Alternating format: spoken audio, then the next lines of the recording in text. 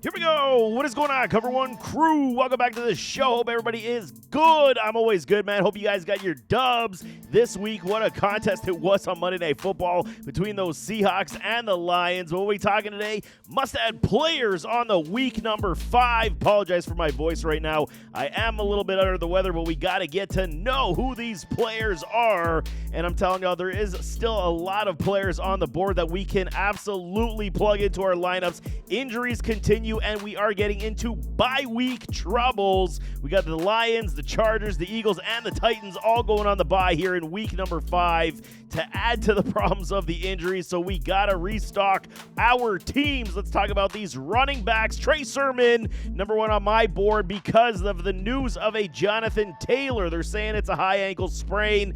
Keeping word out at this point to say there's potential it's a mid-grade high ankle sprain. I would be very shocked if he does suit up this week, but if he does, then this Trey Sermon evaluation is completely moot, null and void. But I'm saying right now, for all you Jonathan Taylor owners, anybody dealing with running back issues at injuries and not producing to the top end abilities, Trey Sermon could be this guy, especially with a Joe Flacco at quarterback. It could be they're going to utilize the ground game. It's going to be a Trey Sermon, and it's going to be a good sin. I got him on the bottom here on my list as well. So they're going to mix and match, do a tandem backfield approach this week if JT does sit. So I'm telling y'all right now, if Jonathan Taylor's, it is a high ankle sprain, he's out for at least 2 to 3 to 4 weeks potentially. With that is normally the timeline of return. Trey Sermon will definitely get the bulk load of the carries. Alexander Mattison, 45% ownership right now. And it seemingly said, I went back earlier this offseason discussing, the high-risk players dependent on ADP to ROI. And right now, Zeus is just not doing the business, fumbling the football, just not playing the top-end abilities that we had hoped he would. This offense is somewhat in disarray, but Alexander Mattison continues to make plays. Almost 40 points at this point, and he is almost at the point where we can plug him in as a low-end RB2, RB3, and get us at least those 8 to 10 points per week. We could do a lot worse, but I'm telling you, Alexander Mattison right now is starting to earn more carries in this Las Vegas Raiders offense at this point. Rico Dwaddle.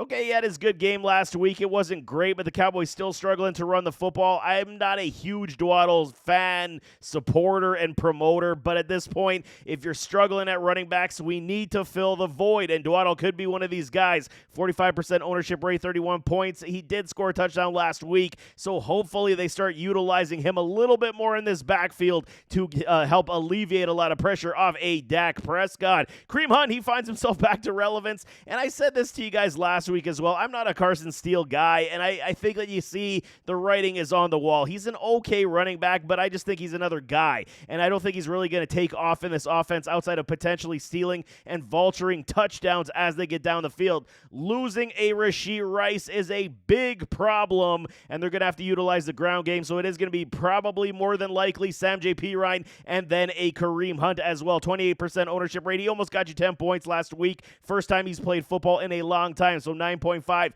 is not terrible whatsoever. Get Kareem Hunt on your roster.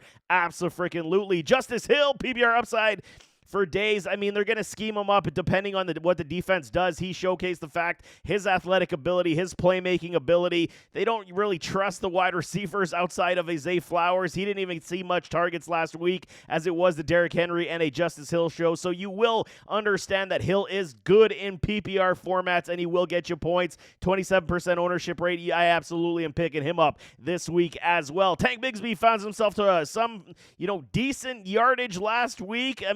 What is going on with Travis Etienne? What is going on with these Jaguars? Right now, Tank Bigsby is still getting some touches, enough to be relevant, but not enough to start week to week. Right now, Etienne owners got to be sweating, so Tank is definitely a handcuff you got to pick up this week if you are an Etienne owner. Roschon Johnson, 16 points. They said he was going to get a lot of touches, and then DeAndre Swift goes off, so that's all they needed was a little motivation saying Roschon was going to take the touches, and Swift goes Swift mode, and he starts scoring touchdowns. So Roschon definitely on the list. Khalil Herbert falling down that board on those on the Bears depth chart for running back. So Roschon definitely is a must-add caliber running back at this point. Tyler Algier again is starting to get some touches.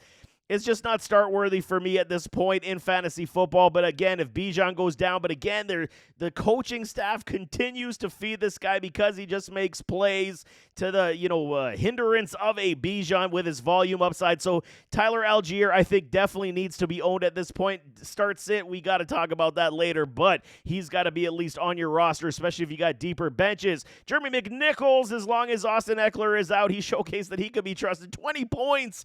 Because this Washington Commanders, the commies, they can run the freaking football, y'all. And it doesn't matter who you put in at this point. So as long as Austin Eckler's out with that concussion, McNichols can be one of these guys we can plug and play depending on matchup. The defenses will get a lot harder here for Washington moving forward on their schedule, but they do run the football a heck of a lot and very well. So McNichols, as long as Austin Eckler is out, he could be somebody we could stream and start at the running back spot. Antonio Gibson found himself some PPR upside as well. We saw Ramondre still dealing with the fumbling problems. New England is a crapshoot, and as the games do get into garbage time point productivity, they will rely upon check downs and usage from an Antonio Gibson. You will be biting your fingernails off waiting for this man to get on the field, but again, if you're really hampered at running back, he is one we can look at. Miles Sanders graces my board for the first time in almost a year, I want to say. 6.2% ownership rate. Nobody owns this man, but they are running the football very well. Chuba Hubbard looks good,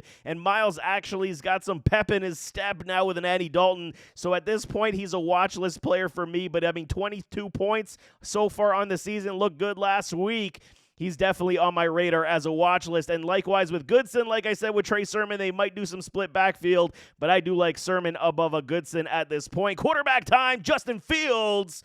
Victory lap time, baby. I'm going to do it because he was one of my late-round gems. Go down to my videos. You will see it there. Justin Fields, baby. Even though we saw that Russell Wilson was there, I was very hesitant to say that Justin Fields wasn't going to win the starting role, regardless of what the coaching staff was saying.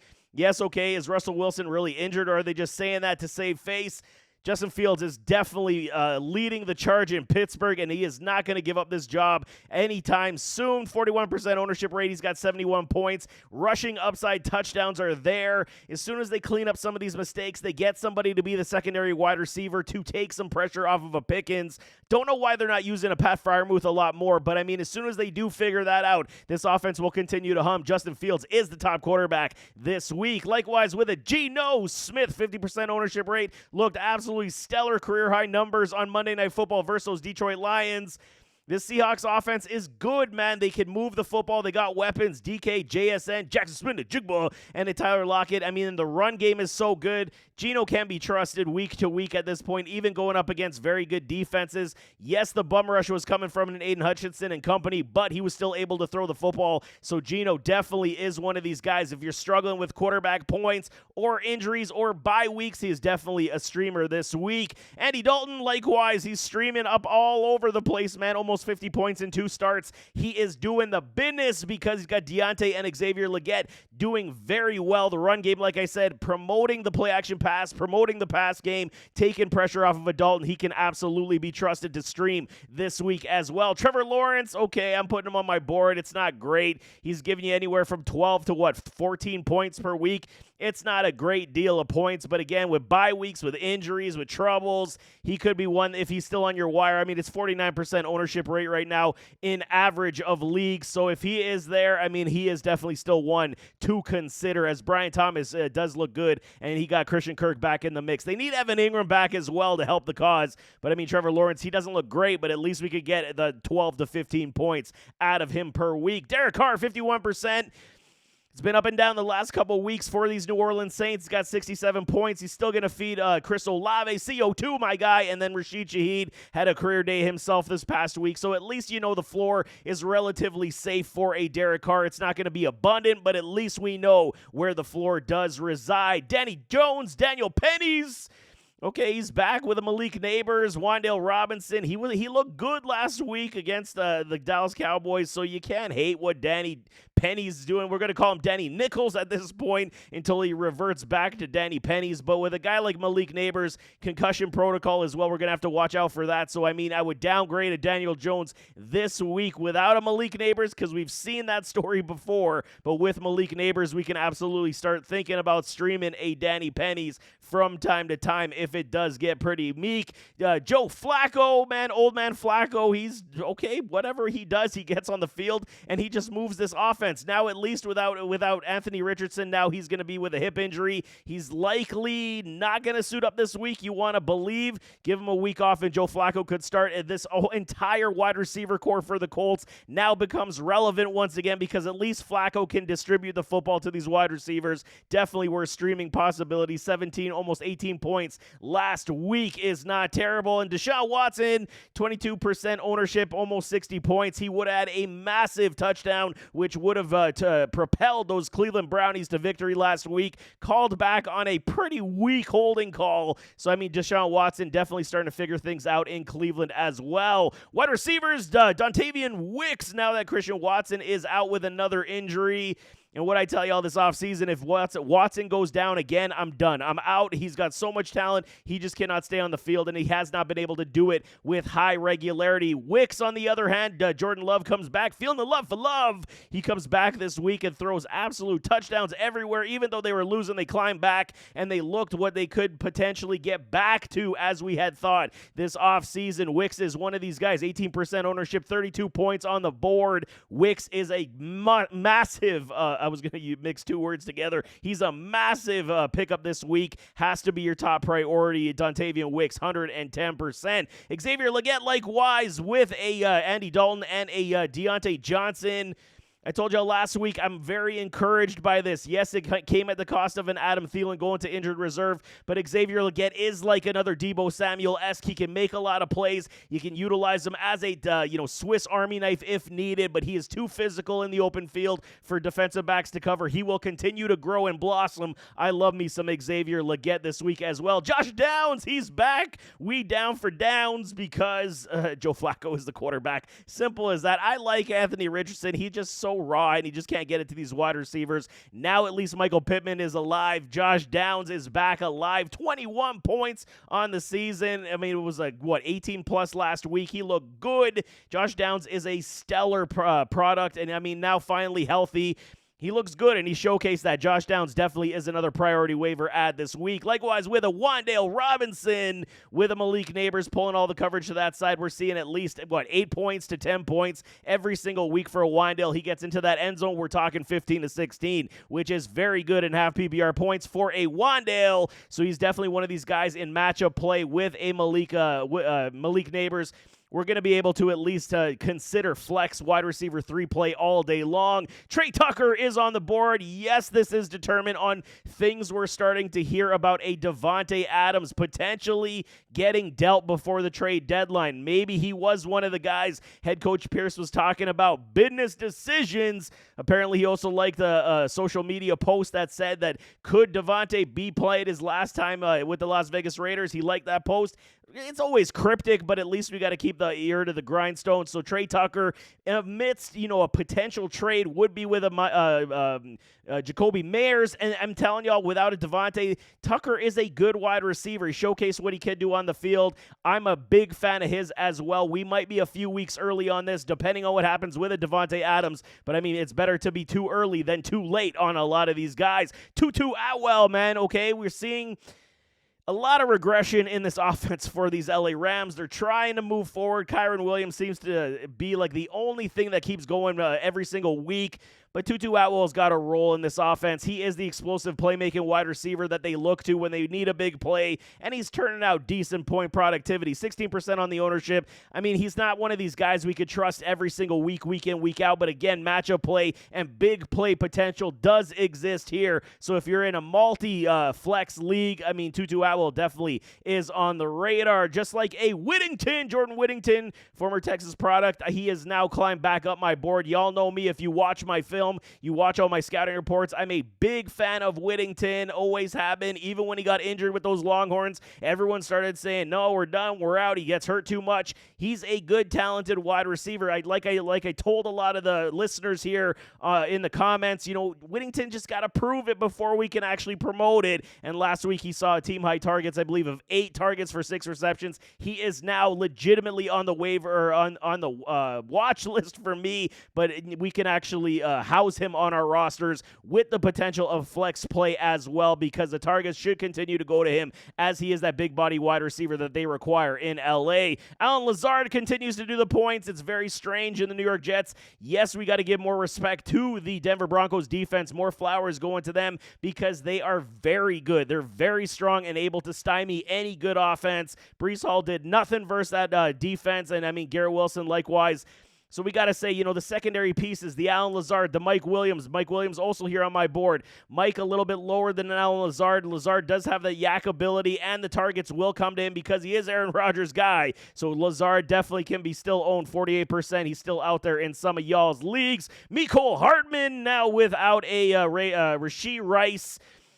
It's very sad, man, to see Patrick Mahomes took out his boy on the comeback on that interception, and now Rice is likely done with an ACL. No confirmation yet, but I'd be shocked if it wasn't. That knee does not bend that way. It should not bend that way. So who's going to be the fill-in? Is it going to be the Watson, or is it going to be a Mecole Hardman? You got to believe Mecole knows the system. Is it Juju?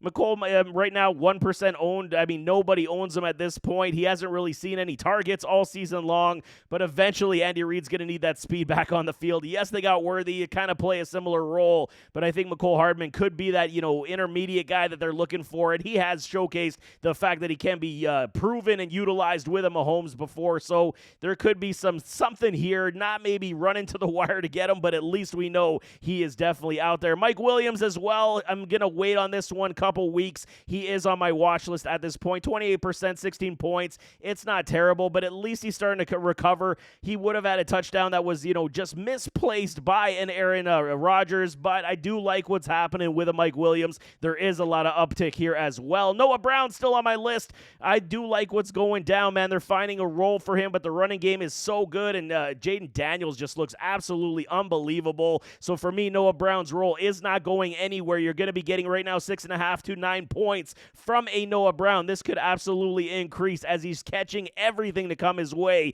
Noah Brown is definitely one of these guys in deeper leagues at this point. Get him on your bench. If not, we got to wait another couple weeks, but the price may start to increase once he starts scoring touchdowns. And then an A.D. Mitchell. You got to say, man, with Joe Flacco, everybody's back, man. A.D. Mitchell, I don't think we could start him this week until we realize, because Josh Downs looks like the dude, but A.D. Mitchell is now climbing back up on my watch list as well. Concluding with tight ends, we got Tucker Kraft, and tight end is such a crapshoot this year with nothing we can do. If you're getting 6 points, I mean, count that as a win for the tight end position. Kraft is at 25 points, 8% ownership rate. Now with no Christian Watson, yes, we got Dontavian Wicks. Yes, they got, issues running the football with Josh Jacobs, but at least the tight end is going to be utilized and sprinkled from time to time. Kraft is the better one overall for blocking and receiving, where Musgrave is not necessarily the best blocking tight end, hence why he hasn't seen a lot of action on the field. Tucker Kraft is your top priority tight end this week. Zach Ertz, 50% ownership. Like I said, he's giving you anywhere from 5.5 to 7.5 points per week, and we are calling that a win from the tight end spot at this point. It absolutely sucks. Zach Ertz definitely is one of these guys. Gets his 4 targets per game. Taysom Hill, he comes back to relevance, the TD Vulture himself, but he did injure himself. I believe it was a hip or an oblique.